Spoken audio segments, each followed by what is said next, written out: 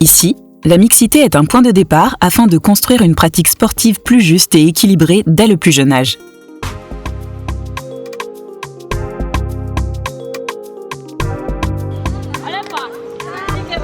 Je suis Regina Rapon-Menzanar, je suis professeure de PS au lycée moderne un peu flou et moi j'enseigne la classe de seconde jusqu'en terminale. Je suis Maria Kouafik, chargée des sports à l'Université de Maurice.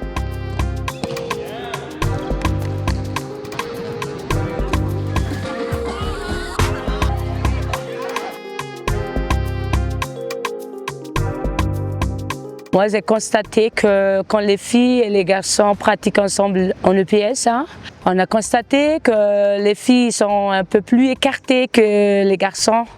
Et les garçons sont plus participatifs que les filles.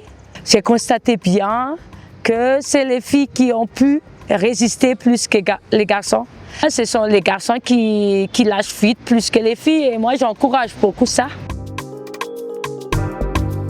J'ai essayé de mettre toujours des groupes mixtes quand je travaille. Et puis, j'ai essayé de donner des rôles à des filles, pareil que des garçons. Et le même rôle, c'est de donner les opportunités à tout le monde. Donc, que chacun puisse progresser à sa vitesse et que, justement, encourager les forces et les faiblesses de chacun. Et de pouvoir vraiment faire la connexion garçons et filles ou différentes habilités sportives. La mixité garantit l'égalité, mais il y a certaines limites. On a toujours besoin de leur rappeler que vous êtes forte, et vous êtes capable. Il faut être motivé et il faut s'impliquer plus que ça. Quand on utilise le mot coéducation, cela signifie qu'on élève avec. Cela peut s'entendre de deux manières, entre les personnes, par exemple entre les enseignants et les parents, ou alors dans la manière dont on enseigne. Dans le contexte éducatif, c'est chercher à garantir les mêmes apprentissages, mais aussi les mêmes droits et aussi les mêmes exigences, tout en valorisant les différences. C'est une manière de favoriser l'égalité des chances, le respect entre les personnes, et aussi d'aller au-delà des stéréotypes que l'on peut avoir. Mais il est possible de cohabiter dans un même espace sans avoir de contact. Penser la coéducation demande d'être vigilant en pensant des activités pédagogiques qui créent du contact. Il est aussi important d'avoir une vision équitable, c'est-à-dire de reconnaître les différences entre les personnes, pour ajuster les ressources et soutiens, pour réduire les inégalités, mais aussi donner les moyens à chacun et chacune de réussir.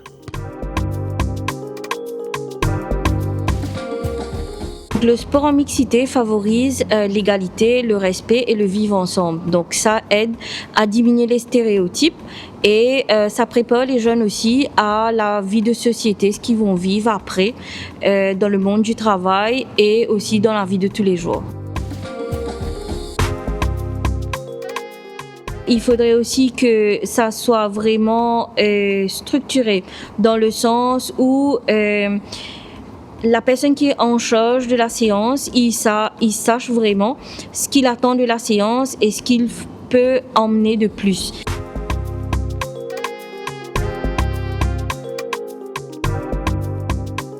Enfin, j'espère que l'île Maurice, on change vraiment notre vision du sport dès le plus jeune âge. Le fait de coacher, ça m'aide dans mon travail à voir vraiment les points faibles de chacun, que ce soit le côté mental, que ce soit le côté physique, et que justement, je pense pas qu'il y a beaucoup de personnes qui réalisent c'est quoi notre rôle en tant qu'éducateur, en tant que coach, et en tant que personne responsable des sports.